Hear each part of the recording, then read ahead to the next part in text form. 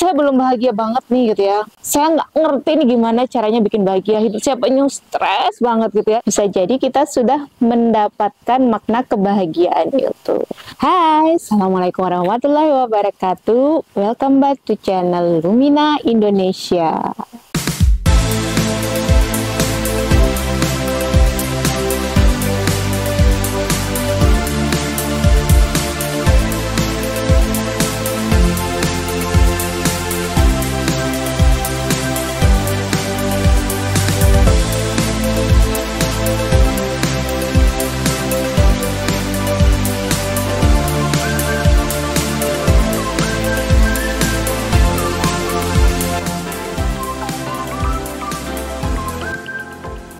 Bahagia dan kebahagiaan yang sejati, dua kata yang bisa jadi sering disalahartikan oleh kita semua.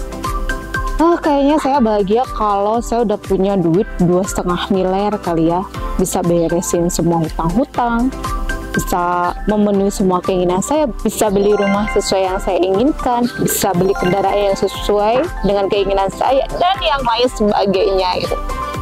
Tapi bener nggak sih ketika kita memiliki hal yang kita inginkan, kita ternyata jauh lebih bahagia? Nggak ada yang tahu kan gitu. Ternyata kebahagiaan dan lebih mendalam lagi kebahagiaan yang sejati itu kita semua wajib untuk mencarinya, wajib untuk tahu, dan wajib bisa mendefinisikan kira-kira kebahagiaan yang sejati ketika kita hidup di dunia ini sebenarnya apa sih? Nah, kira-kira sahabat udah dapat belum? Apa makna dari kebahagiaan? Atau mungkin sahabat nyasar ke sini nih, ke video ini karena sahabat juga masih bertanya-tanya, saya belum bahagia banget nih gitu ya. Saya nggak ngerti nih gimana caranya bikin bahagia. Hidup saya penuh stres banget gitu ya. Saya penuh dalam tekanan. Saya merasa depresi, saya merasa stres gitu ya. Saya merasa kok menjadi orang yang paling merana di dunia ini gitu. Ataupun juga sahabat merasakan yang lainnya ya. Sahabat sudah memiliki harta yang banyak gitu.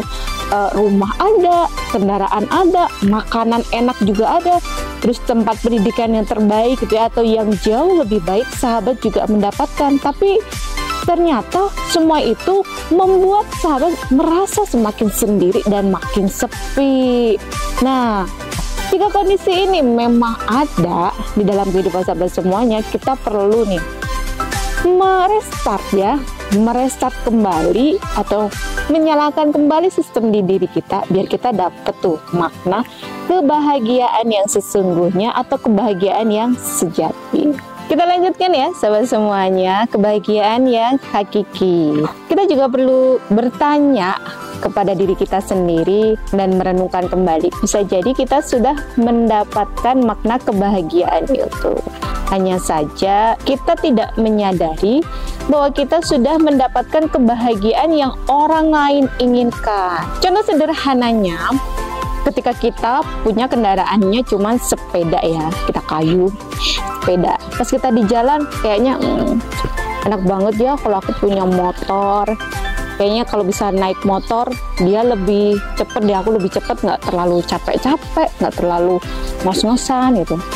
Tapi ketika kita sudah diberikan motor, kita jadi berpikir lagi, kayaknya enak banget ya pakai motor yang itu, kayaknya lebih empuk, terus lebih nggak bikin capek, lebih cepet sampai, lebih hemat bahan bakar gitu kan. Terus ketika kita sudah dapat motor yang menurut kita tadi lebih enak daripada motor yang sekarang, terus kita berpikir lagi, aduh kayaknya kalau naik mobil enak kali ya, nggak usah panas-panasan, nggak usah hujan-hujanan, kalau capek tinggal tidur di mobil, saya bisa bawa barang yang banyak, terus kalau misalnya saya bawa teman-teman atau orang yang baik juga bisa masuk. Ini kembali lagi ya sahabat semuanya dengan sifat dasar manusia yang memang dia jarang banget ya yang bisa bersyukur atau berterima kasih dengan apa yang dia dapatkan hari ini. Adanya kurang, kalau misalnya nggak tercapai, adanya aku nggak berhasil, aku gagal, aku fail. Hal-hal seperti ini yang membatasi kebahagiaan kita. Atau ada contoh yang kedua misalnya, dengan sahabat, kayaknya aku bekerja keras nih, full day, dapat uang yang banyak banget. Nanti kalau aku udah dapat uang banyak banget, yang miliaran atau ratusan juta, kayaknya aku seneng banget deh bisa santai dan berlari. Tapi terkadang kondisi itu juga tidak sejalan ya, walaupun nggak semuanya mengalami hal yang seperti yang saya akan sampaikan. Dengan uang yang banyak, terkadang kita juga jadi kehilangan makna. Ngapain ya dengan uang yang banyak ini? Atau misalnya dibayar dengan hal lain, oh ternyata kita kehilangan banyak waktu, terus kita kehilangan usia kita, kesempatan kita, ataupun uang itu malah kita gunakan untuk mengobati penyakit-penyakit yang muncul dalam diri kita yang kitanya nggak aware. Terus dari dua cerita yang saya sampaikan ini, kira-kira apa yang perlu kita lakukan agar kita bisa menemukan makna kebahagiaan yang sejati? Saya juga di posisi yang sama, bagaimana menemukan makna kebahagiaan yang sejati. Hal yang perlu kita ingat untuk memulai perjalanan kita benar-benar menjadi orang yang bahagia, seperti kita dilahirkan di dunia, awalnya kan kita lahir dengan tangisan, tapi orang-orang di sekitar kita itu bahagia menantikan kehadiran kita. Ada sebuah pepatah yang bisa menjadi pembuka kunci untuk kebahagiaan adalah rumput tetangga selalu lebih hijau dari rumput kita sendiri. Ini sebuah peribahasa ya, yang mengartikan ternyata kehidupan kita hari ini adalah kehidupan yang diinginkan atau diidamkan orang lain. Jadi kita perlu nih ya, kalau misalnya kita nih melihat ke atas terlalu lama rasanya gimana? Sakit ya, sakit di leher ya. Melihat terlalu bawah juga terlalu sakit. Jadi yang bikin nyaman itu apa? Melihat ke depan. Penting nggak kita perlu melihat ke atas dan ke bawah? Penting banget. Contohnya seperti apa? Dengan melihat kita ke bawah, kita hanya melihat sebentar, kita bisa melihat, oh ternyata ada kondisi orang lain yang dia secara harta mungkin, secara kondisi, secara pasangan, secara anak, secara pendidikan, secara pakaian, jauh di bawah kita.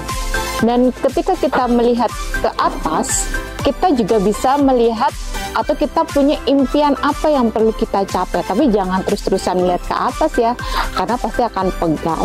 Dengan dua hal itu kita bisa mengombine dan kita bisa jauh lebih bijaksana lagi melihat apa yang kita miliki, walaupun tidak mudah ya. Atau misalnya sahabat berharap saya bahagia kalau terjadi kejutan-kejutan dalam hidup saya. Tapi sebenarnya kejutan dan keajaiban itu sering terjadi di dalam hidup kita setiap detik dan setiap menit. Contohnya bagaimana? Kita sering banget ya kurang bisa mensyukuri jantung kita yang berdetak dengan normal. Coba bayangin kalau jantung itu diambil, pasti kita akan berpikir, ya udah deh ya Allah, aku nggak pengen yang lainnya, aku hanya pengen jantungku kembali berfungsi dengan normal. Hal-hal yang simpel dan sederhana ini bisa membantu kita untuk memaknai apa sih sebenarnya kebahagiaan yang sesungguhnya. Lalu caranya yang lain seperti apa? Cara yang lain adalah kita coba belajar untuk tersenyum ya, smiling, belajar smile. Karena tidak setiap orang itu wajahnya wajah smiling ya. Dan smile, senyum itu tidak mudah. Sahabat bisa melakukan latihan dengan cara apa? Mengambil pensil, gigit ya di sini, terus sahabat lihat di kaca kira-kira posisinya smile yang enak dan presisi itu seperti apa. Terus yang selanjutnya cobalah untuk berbagi dengan apa yang sahabat miliki. Kalau belum ada harta, coba berbagi dengan doa. Kalau belum bisa, coba berbagi dengan tenaga ataupun pikiran. Dan yang lain lagi adalah berterima kasih. Dengan apa? Paling utama, berterima kasihlah kepada diri kita sendiri. Diriku, terima kasih ya. Selama ini kamu sudah berjuang banget, kamu sudah bersama-sama, dan maafkan aku telah mengabaikan keberadaanmu. Maafkan misalnya aku terlalu menekan kamu untuk mencapai sesuatu yang kita tidak bisa menentukan hasilnya gitu ya. Karena kita adalah berproses, bilang aja makasih ya. Ayo kita langkah bersama-sama ke depan untuk mencapai yang lebih baik lagi dan membuat kita menemukan makna bahagia. Yang selanjutnya adalah kita perlu mencari tahu nih mental block atau hambatan yang kita miliki untuk kita bisa melihat ya, memaknai kata kebahagiaan yang sejati itu. Karena dengan kita mendapatkan kebahagiaan sejati, kita akan lebih tahu makna dalam hidup kita. Apakah kebahagiaan sejati itu ketika kita punya uang yang banyak? Ataukah kita mendapatkan kepopuleritasan yang tinggi? Ataukah kita punya karir dan jabatan yang tinggi? Ataukah ketika bisnis kita berhasil? Ataukah misalnya kita punya anak-anak yang banyak? Nah, kita perlu mencari dulu nih, makna kebahagiaan kita ini apa? Semisalnya yang kita inginkan, yang kita syaratkan membuat kita bahagia itu nggak terwujud nih, nggak dikabulkan nih oleh Tuhan gitu. Kira-kira apa yang kita lakukan? Apakah kita memilih untuk tidak bahagia? Jawabannya bukan ya, sahabat semuanya. Jadi tanamkan dalam diri bahwa apapun kondisinya, apapun keadaannya, saya memilih belajar untuk bahagia. Jadi apa? Apapun kondisinya, apapun situasinya, entah itu terwujud sesuai dengan keinginan kita atau terwujud tidak sesuai dengan keinginan kita, katakan dalam diri, oke Tuhan, saya terima, saya akan belajar untuk bahagia. Oke, gimana? Seru banget ya? Jangan lupa like, comment, dan subscribe untuk video Lumina dan video yang lainnya. Sampai jumpa di video selanjutnya. Assalamualaikum warahmatullahi wabarakatuh. Dah.